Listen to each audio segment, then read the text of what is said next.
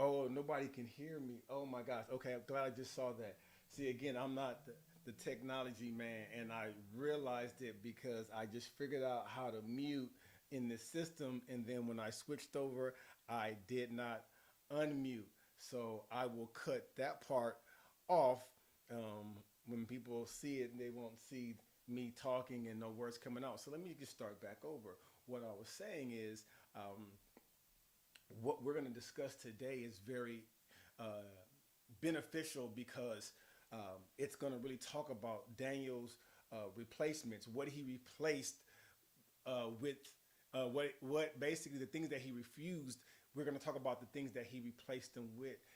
And I know there are people who have talked about this on a regular, that have heard me talk about this on a regular basis. But just to even make it make more sense, and I'm trying to at the same time remember exactly what I said while I was still muted. Still day four, technical difficulties doing this alone.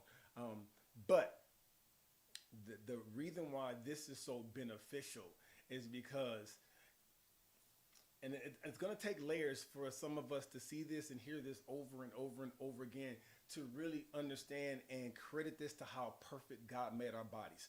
Our bodies are made so perfect that it cannot accept anything that is contrary to what's supposed to be in our bodies. Okay, so again, trying to remember everything I said while I was muted. So it's this is what I was talking about. How right now we're in a war against the health industry, and thank God there are some health enthusiasts that are really speaking up on the things that are in our food, the way things are engineered to make you think, which is crazy because scientists have figured out how to bypass sensors, yeah, sensors in your as far as different hormones and things like that to basically make you think as you're eating your taste buds, which is interesting, that your taste buds thinks that this is really what it said it is. But again, of course, they're saying artificial, but it's your taste buds are made to believe this is what it is. So you're able to chew it, you're able to swallow it. But then what happens is you have these genes, you have this bacteria, you have these cells, you have a microbiome, which is full of all these different things that when you swallow what tastes like something, once it gets into your system knows this is not that something. You swallow something that replicates or in taste strawberries, but we're not getting the strawberry value.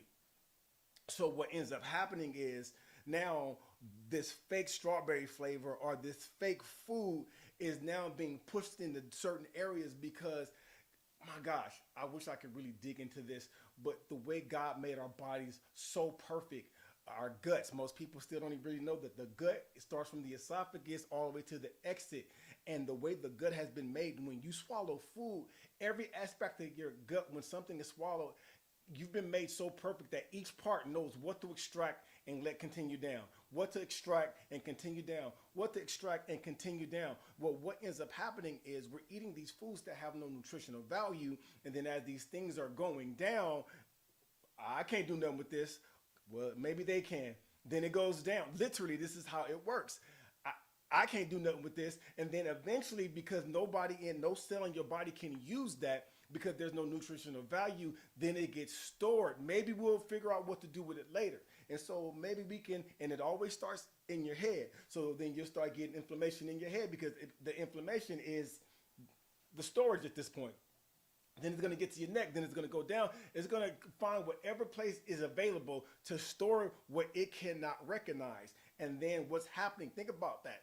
So you're eating something, it's going down, it's bypassing some signals and making you think that this is okay to go down. And so you're getting some sense of satisfaction that's not real, which is why the dopamine hit needs to be hit again not too far after that because it did not necessarily satisfy your body. So then all these different things that you're eating, all this fast food, all these candy bars and all these different things are now causing you to be malnutritioned. You are deficient of nutrients, right? And so now as you're aging, you think that your metabolism is slowing down. No, you are clogged. You are you have a damaged system. You have a broken system that can be fixed, but you have a broken system, let alone because the things that are going down in your gut, depending on what it is, it's causing leaky gut. It's poking holes in your gut. So here's another thing, and I don't want to go too far down this rabbit hole, but here's another thing that we have to understand. When we're eating things that are puncturing holes in our gut, it's causing things to get on the other side. See, the gut is completely closed off, and your immune system, 70% of your immune system surrounds that. And so when you're poking holes in that, now you're allowing, your actions are allowing food to now get on the other side into the bloodstream where the food does not belong. It goes down and then it gets distributed. Well, now you're getting food into the bloodstream. So watch this. It's a great example. Like broccoli. Broccoli is a cruciferous vegetable. It's one of the best vegetables for you. You swallow it and your body can extract that because God created it. It knows what it is. The gut knows what it is. That brain, your second brain, it knows what it is. But then the bloodstream doesn't know what broccoli is. So now watch this. So you have a defense system here. You have a defense system on the other side of the bloodstream. If you're eating broccoli and you have leaky gut and some of those broccoli gets over through the leaky gut, the holes in your gut, and then get into your bloodstream, guess what's happening at this point? What is good for you in your gut is now being attacked in your bloodstream. And now you're having a false war, like, friendly fire, let's call it that. And now things are dying, things are being attacked, and now because their attention is coming over here, now you're left vulnerable over there. So literally the same thing that's happening within our bodies, we're seeing happen around in the world. The same war that's going on around us is happening in our bodies, and it's crazy because we have such a big issue with it, but then we don't have a big issue with the war that's going on in our bodies. We don't even know that it's going on. All we know is that we're moody. All we know that we're getting these mental conditions are heightening more and more. Why are they heightening? Because of the attack that's going on in our bodies internally, right? So again, this is why this story of Daniel is so important for us to understand what he did, why he did it, and he meets everything right there in the middle because he has the history, which is our history now. And again, instead of him accommodating his current time then, like most of us do now, he did not do that. He remained faithful, and then boom, he got results that we should be getting now, but most of us are not because we're not making those same type of decisions. You don't have to eat exactly what he did, which what we'll talk about. He did what was best for him and with the options that he had. We have other options, but it's the point that we want to understand, all right? So 11 after 5, let's get into this document because, again, I'm not going to keep you long, but take notes. Download this, but also just learn how to implement this stuff because I promise you, if you implement this stuff within the next 7 days, 8 days, you're going to see some tremendous 5 days. I've seen people have great results in 5 days. All right, so let's get to it. Okay, Daniel's replacements, better choices. Okay, this is day 4. All right. The definition of a mindset, again, I've already mentioned this, but I want to talk about it again because I need to be reminded, which means you probably do as well. It's a fixed attitude. It's a disposition or a mood, a mindset. The mindset that we have, it's a fixed attitude. Whether it's shaky or not, whether it's nice or not, it's fixed, okay? A mindset is a fixed attitude. It's a disposition or it's a mood. What is a fixed attitude? It's a settled way of thinking that has been fastened securely, like putting a seatbelt on and tightening it. It's literally been fastened. Put on a belt and tightening it. It's literally it's a settled way of thinking that is so tightly secured that it's hard for it to be loose. It's hard for it to change. It's hard for it to move. The question is, what have you actually settled for? That's been fastened so securely that it's just not changing. Is it a good thing or is it a bad thing? Where have you settled? Because where you settle, know this is not just a line. This is fact. Where you settle becomes your destiny. How do you say that? So if you settle at this location, at the address that you're living in, if that's where you settle, Guess what? That's your destiny. When you leave and come back every single day, the destiny is that destination. That's your destiny every day, to end your day where you've settled. That's how powerful it is to settle for something. Wherever you settle, physically, mentally, emotionally, spiritually, wherever you, again, I don't want to turn this into this type of thing, but even with your understanding of God, where you settle becomes your destiny. That's where you'll see God. That's how far you'll see God. It's the mindset. Where are you settling? All right. Okay, let's go to the next page. What is a disposition? Today I wanted to break this stuff down. It's a person's inherent quality of mind or character. Think of it like this. You might be born with certain tendencies, nature, right? But how these tendencies develop and express themselves is heavily influenced by your experiences and environment, nature. Both factors work together to shape who you become. That's a disposition. Powerful.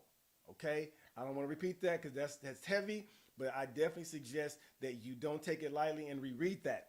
What is a mood? This is a temporary state of mind. We deal with three different types of mindsets. One we settle for, one we've inherited, and the one that changes with the weather, literally and figuratively. Okay?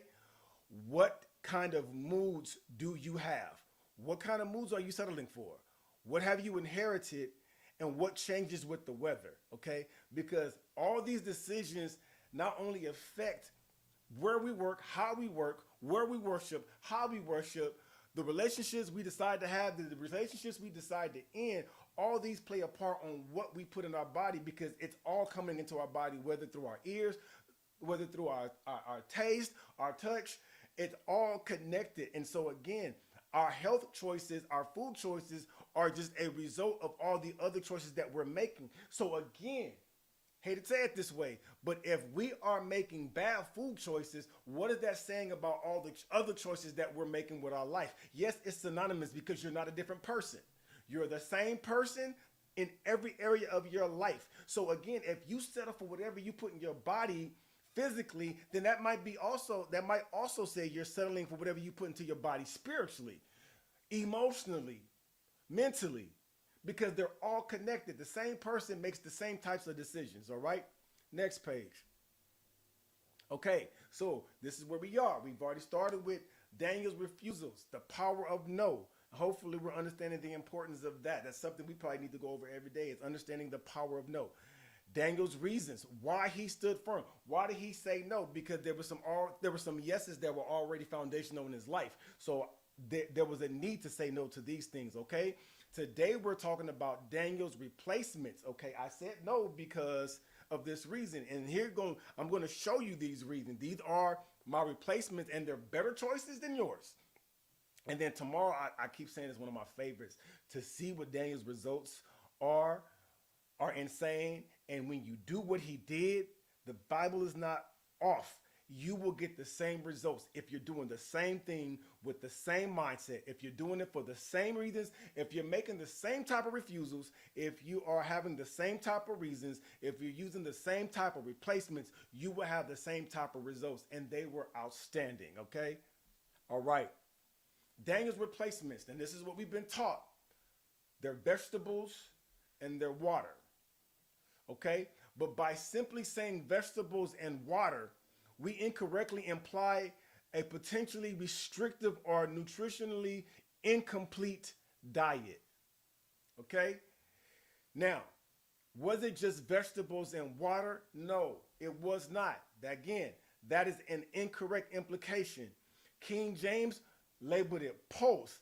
It was better. His people that did it was a little better. But the Jewish Publication Society actually labeled it legumes, and for a very good reason. This is not about, again, us taking God's word and just taking it and making it what we want to make it. I don't understand why we do it. This is about choosing the best options you have access to, okay? So are legumes the only thing that could have got him his results? Absolutely not. Because vegetables and waters alone just randomly got those results? Absolutely not. Okay? Doing your best is far better than doing whatever, but it's understanding the choices and why these choices were made and why they had the effect on his body and the Hebrew boys that they did. Okay, why were these Daniel's best options at the time? This is the thing about legumes. It's one of the great sources because it's power packed with so many different things. The right type of legumes are high protein, high quality plant protein, one of the best sources of plant protein, even though still meat is better, which is a whole other conversation. But the options he had pork or he had legumes. Which one was going to be better for him? He chose the better option. It was the high quality plant protein in the legumes, okay? Not just any vegetables, because carrots don't have them. They also have essential amino acids. Essential amino acids are the building block for building muscle, okay? Makes an excellent meat alternative. They got bean burgers and all kind of stuff because they're a beneficial protein source, okay? It's better than the alternative, but it's still not, again, it was the best that he had access to. So we don't want to get wrapped up. Okay, well, let me just have legumes. No, if that's the best you have access to, yes, do it. That's not the end all of best quality protein. But again, get the point of why he did it. They're also high in fiber, both soluble and insoluble fiber. Whole nother conversation, but we need them. Our gut needs them. These things help us survive, live longer. They help us fight all kind of stuff. Anyways, they support a digestive. Fiber supports your digestive health. It also helps manage blood sugar. So obviously, what that's saying is too. Just put it out there. People who even struggle with things like diabetes obviously are not having enough fiber. If you're eating enough fiber in your diet, number one, you cannot overeat because it fills you up. Protein is not going to hit your blood sugar hard and it fills you up. So you're going to have a hard time having a high A1C because if you're actually eating the fiber, actually eating protein, right? Another thing, the carbohydrates that are in them are complex carbohydrates. So they don't hit you fast and spike your insulin fast. They're slow releasing energy, which makes it a less of a spike, a way less spike, i.e. they're low glycemic on the index, right?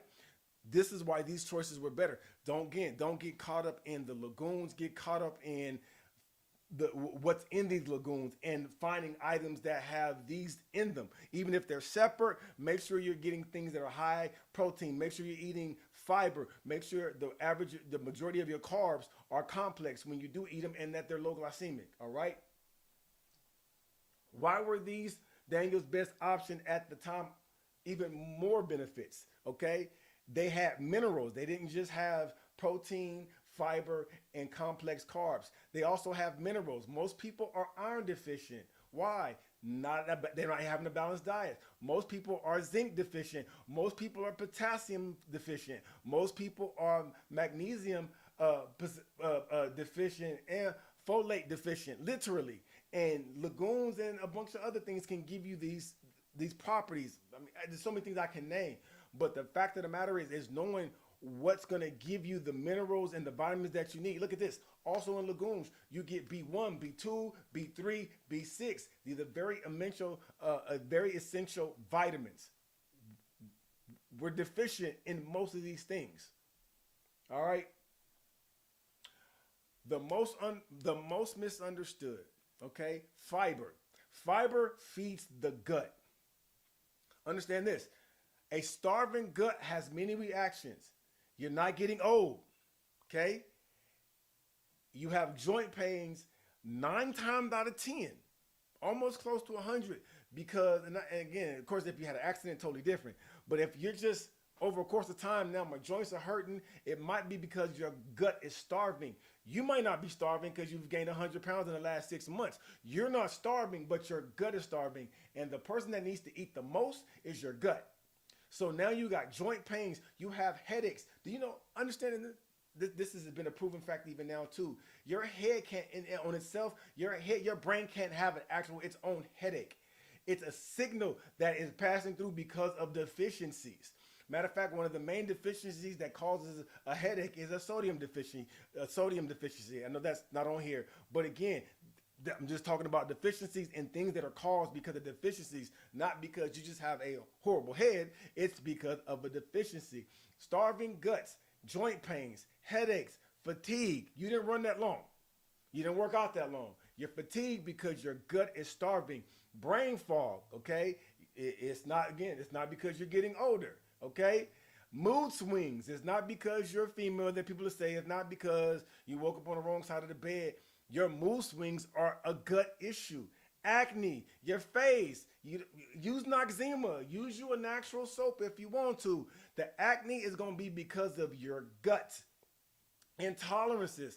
There's certain things that you can't tolerate, not because it's bad for you, but because 9 times out of 10, you're starving your gut. So we get intolerance to certain things, i.e. meat. I couldn't drink coffee for a long time, but that's also because I was drinking the wrong type of coffee, because when you don't drink organic coffee, you're drinking molded coffee. Molded coffee is known to be the things that give you the runs, that give you the headaches, that give you the jitters. It's the mold and the bacteria in the coffee because it's not organic, right? Okay, whole other conversation. But again, this organic coffee feeds the gut. Non-organic coffee, it disrupts the gut. Boom, intolerances. I couldn't handle eggs. Weight plateaus. Oh my gosh. I worked out and called myself eating right, not buying no seasoning, not buying no candy. And I had plateaus for over 23 years. Why? Because no matter what I called myself eating that was healthy, I was not addressing my gut, and I dealt with weight loss plateaus. The moment I learned how to feed my gut and make my gut the priority, there was no such thing as a weight plateau. It was me getting to the weight that best fits my frame and for what I need. Now I have energy, more energy now than I did when I was a teenager, because I've learned how to feed my gut when I was a teenager. I definitely disrupted it. I definitely had a leaky gut.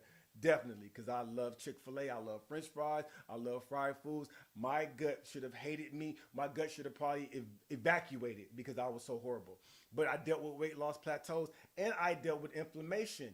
As time progressed, no matter how hard I worked out, no matter how much I did cardio, the weight would not come off because the gut didn't have the energy to do it. So funny, I have a guy that works with me. I had to upload my license. The picture from my license is like 5 years old. And he looks at it and says, "Is that you? That's really you?" "Yeah, bro, that's me." Like, I look that much different not being inflamed because I learned how to feed my gut. My skin is lighter, it's healthier, I have no acne, I don't have mood swings, I don't get brain fog, I don't get fatigue, I do not get headaches, which is insane. I do not get joint pains. All the things that I had before I learned how to feed my gut, all right? Okay, that's why this is important to understand fiber, and that's what Daniel was really pushing in what he was eating. It was fiber-rich things that prevented all this so he could retain all that he needed to retain and bring credit to his God. A well-fed gut has the complete opposite effects, okay? Flexibility, no headaches, energy, mental clarity, mood consistency, clear skin, able to reintroduce some foods back into your food options. Weight management, reduce to no inflammation. This is my testimony. Hear me when I tell you, these are the things that I experienced when I learned how to feed my gut on a regular basis. Insane, okay? All right. Again, like I said, it's going to be short and painless because it's about getting to this. So this is where we are.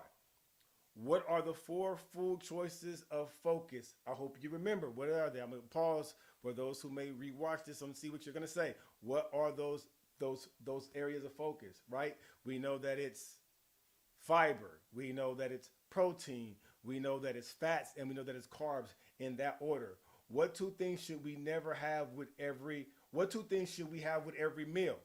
What should we have? We know we should have fiber, and we know we should have protein, right? How should our food be made or grown? Organic, grass-fed, non-GMO, pasteurized, raised, all natural. Come on, I don't just talk this stuff, I live this stuff. What 2 things should you never mix in high amounts? You probably don't know that answer, but I'm going to give it to you now with this. The 2 things you should never mix are high fat and high carbs. It's like having 2 hot dates on the same night. Someone's going to suffer. Your body's going to have to go after attack the one that just causes too much grief and havoc and just a little just too active, which is the sugar. So then the fats are going to be stored and literally it causes brain inflammation. You should never mix high fats with a high carb. That means no hamburgers because that's a high fat with a high carb. Avocado toast, the fake healthy option, it's a high fat and a high carb. No, it causes brain inflammation. Okay, now here's something that normally I charge people for, but I'm giving this free in this challenge. So the people who didn't join this challenge, oh well, you're bad. This is the secret sauce, okay? This is what changed my life and changed so many other people's lives. What is the secret sauce? How do we approach Monday, Thursday, which are the same day, Tuesday, Friday, which are the same day, Wednesday, Saturday, which are the same day, and Sunday? I don't know if I have it on this page. Yeah, I do. So watch this. Monday, Thursdays, I call them a high carb, high fat day. But like I said, we don't mix the two, right? So this tells you how you should start your day off. I'm gonna let you read that because these actually get your gut prepared for the day.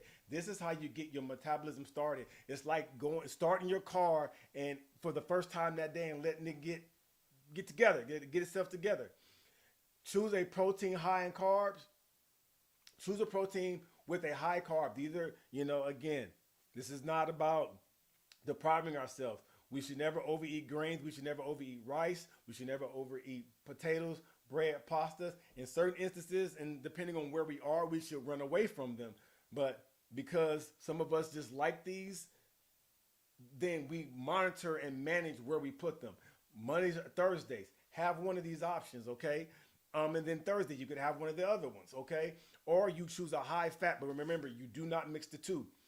Have an avocado, have nuts, have full fat yogurt, healthy oils and ghee butter.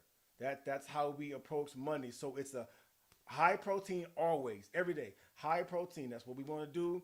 And then we want to have a meal that's high protein with a grain.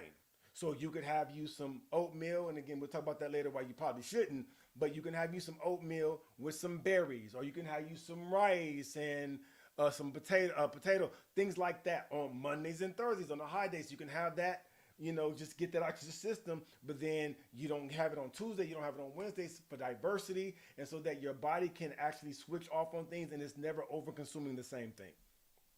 Okay?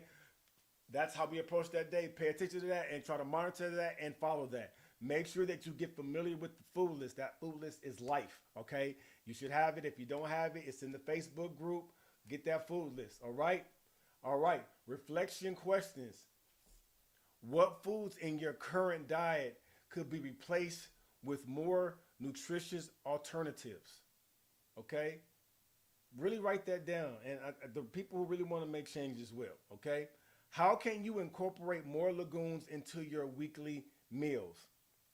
Figure that out. Now, it's something we don't want to have every day because here's the other unfortunate part is in America, most of our grains and most of our vegetables are just grown very bad. The soil is losing a lot of its value. So legumes are not going to be your best option per se. And then even when you do use them, you should pressure cooker. You should you cook them in a pressure cooker because they have another thing in there that I don't even want to get into that can be a little issue for your gut. Again, life is just changing. But you can still have them. They still have the nutritional value, but then you want to have them so, sparingly. Okay? What creative solutions can you find when faced with food choices that don't align with your health goals? Okay? What choices, what creative solutions can you come up with, right? You might be at a restaurant with somebody. There's going to be something. Just have the protein, okay? Or, honestly, I wouldn't suggest, it's the lesser of all the evils. It's crazy to say this, but in public, you'll do better eating the meat than you will with the vegetables. And that's a whole nother conversation for a whole nother day, or you should ask me about it and I'll tell you about it. Okay? But think about those so that when you're out, you're being conscious. Like there's been times where I've been at the airport and I was hungry, okay? Boom, what did they have? I would make up a meal. I would have me some chicken breast.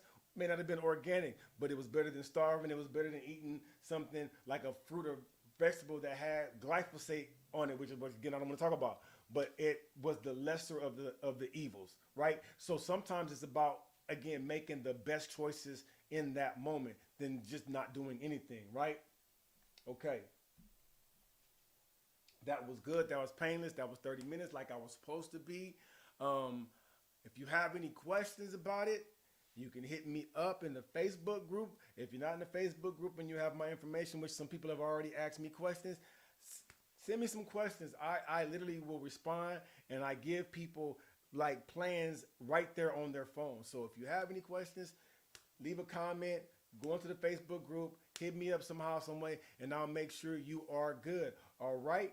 Have a great rest of your Sunday, and get prepared for a great week. I definitely want to know how this turns out for you at the end of the week. So make sure you keep them record.